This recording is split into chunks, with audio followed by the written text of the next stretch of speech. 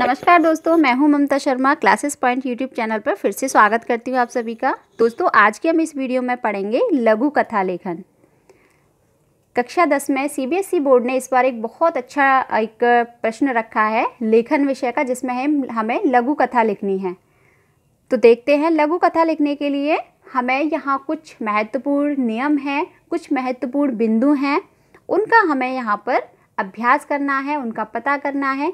जब हमें उसके महत्वपूर्ण चीज़ों के बारे में पता होगा तो हम अपनी लघु कथा को बहुत अच्छे से लिख सकते हैं और उस लघु कथा को हम रुचिकर बना सकते हैं, ताकि हमें अच्छे से अच्छे मार्क्स अपने एग्ज़ाम में मिल सकें। तो दोस्तों, वीडियो शुरू करने से पहले मैं आपसे रिक्वेस्ट करना चाहूँगी कि अगर आपको मेरी ये वीडियो पसंद आए तो प्लीज़ वीडियो को लाइक कीजिए, और अगर आपने अभी तक चैनल को सब्सक्राइब नहीं किया है तो please classes point YouTube channel को सब्सक्राइब कर लीजिए और बेल आइकन प्रेस कर लीजिए, ताकि आपको आने वाले सारे नोटिफिकेशन मिलते रहें।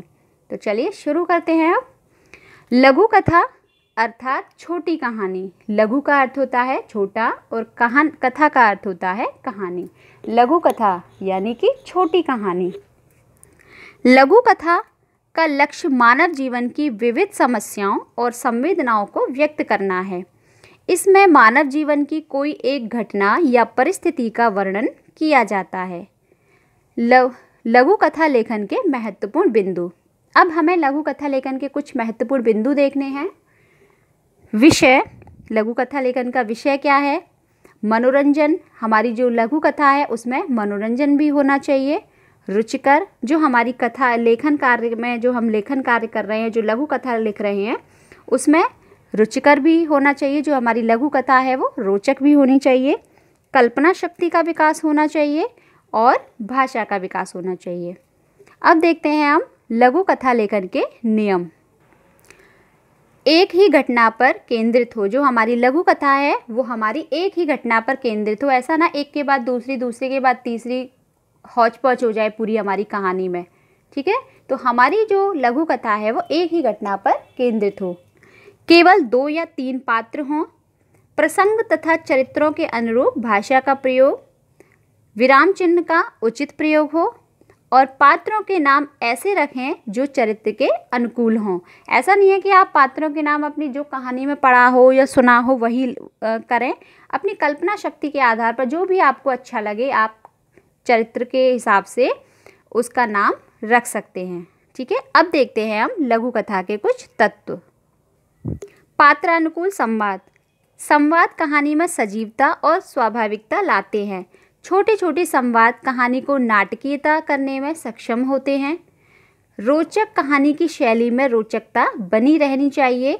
कहानी के अंत तक पाठक की जिज्ञासा बनी रहनी चाहिए। जो हमारी कहानी है वो उसमें रोचकता आनी चाहिए, और जो हमारी रोचकता है यानी जो इंटरेस्ट है कहानी में वो अंत तक बना रहना चाहिए। ऐसे नहीं कि पाठक ने कहानी पढ़ना शुरू किया और वो बीच तक आते आते वो उसकी लय और उसकी जो रोचकता है वो टूट गई। नहीं, जो हमारी रोचकता है, जो कहानी का इंटरेस्ट है, वो अंत तक बना रहना चाहिए। और कहानी की जो पाठक उसे पढ़ रहा है और जो कहानी के प्रति पाठक की जो जिज्ञासा है वो अंत तक बनी रहनी चाहिए। कल्पना शक्ति का उपयोग। कहानी कल्पना शक्ति पर भी आधारित हो सकती है जो पाठकों को आकृष्ट करे। ऐसा नहीं है आपने वास्तविक कहानी पढ़ी, वास्तविक कहानी देखी, आप उसी को लिखें। नहीं, आप अपनी कल्पना शक्ति के आधार पर भी कहानी लिख सकते हैं। उद्देश्य। प्रत्येक कहानी का कोई ना कोई उद्देश्य अवश्य होता है। कहानी के अंत में कोई ना कोई संदेश छिपा रहता है। जो हमारी कहानी होती है उसका कोई ना कोई निश्चित उद्देश्य होता है, और हर कहानी का एक संदेश छुपा हुआ होता है। हर कहानी में कोई ना कोई अच्छाई या कोई ना कोई एक अच्छा संदेश छुपा हुआ होता है। शीर्षक। कहानी का शीर्षक छोटा व रोचक होना चाहिए। यानी जो शीर्षक है, जो टाइटल है, वो छोटा हो और थोड़ा मतलब इंटरेस्टिंग हो, उसे ताकि जो पाठक है उसे पढ़ने में जिज्ञासा जागे। निरंतरता।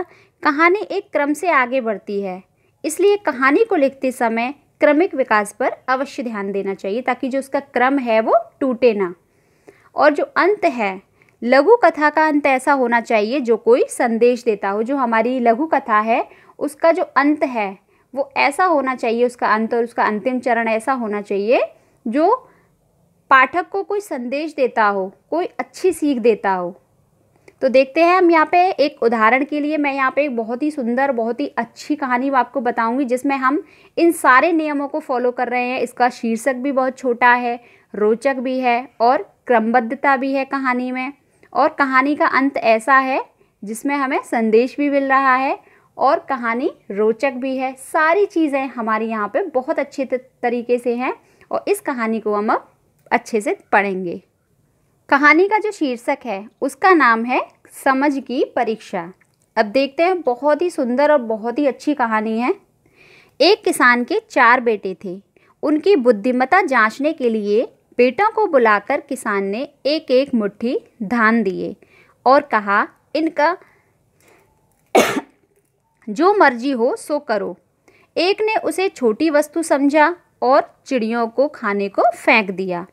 दूसरा उन्हें उबालकर खा गया। तीसरे ने संभालकर डब्बे में रख दिया ताकि कभी पिताजी मांगेंगे तो मैं दिखा सकूं। और चौथे ने उसे खेत में बो दिया और कुछ दिनों बाद टोकरा भर धान अपने पिता के सामने लाकर रख दिया। पिता ने धान को खेत में बोने को अधिक समझदार पाया और बड़ी जिम्मेदारियों के काम उसी को सौंप दिए और कहा, परिवार में ऐसे ही गुण विकसित करने पड़ते हैं। ऐसी जिम्मेदारियां निभा सकने वालों को ही परिवार का भार सौंपा जाता है। यानी किसान के 4 बेटे थे, उसने उनकी बुद्धिमत्ता जांचने के लिए चारों को मुट्ठी भर धान दिए और कहा, जो इसका मतलब उसकी जो मानसिकता थी किसान की वो ये थी कि इनका जो प्रयोग अच्छे से करेगा उसी को कार्यभार सौंपा जाएगा।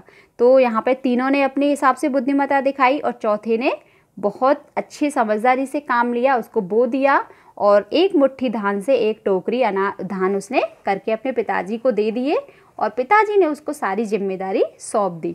तो यहाँ पे आपने देखा इस कहानी ने हमें कितनी अच्छी सीख दी, कितना अच्छा संदेश दिया। तो दोस्तों, यहाँ पे मैं उम्मीद करती हूँ कि हमारा जो टॉपिक था लघु कथा लेखन, हमने उसमें महत्वपूर्ण बिंदु, उसके नियम, तत्व और इसका एक बहुत ही सुंदर उदाहरण एक कहानी के माध्यम से समझ लिया। तो मैं यहाँ पे आशा करती हूँ कि आपको ये वीडियो समझ में आ गई होगी और बेहतरीन तरीके से आपको इसका अभ्यास भी करना है। तो दोस्तों, ये वीडियो आपको अगर पसंद आई हो तो प्लीज़ वीडियो को लाइक कर दीजिए और चैनल को सब्सक्राइब कर दीजिए। मिलते हैं हम अगली वीडियो में, उस पर भी हम इस तरीके से अच्छा कंटेंट लेकर आएंगे ताकि आपको बहुत अच्छे तरीके से और बहुत ही आसानी से मैं समझा सकूं। मिलते हैं अगली वीडियो में, तब तक के लिए आप अपना ध्यान रखिए, सुरक्षित रखिए। Take care, bye bye.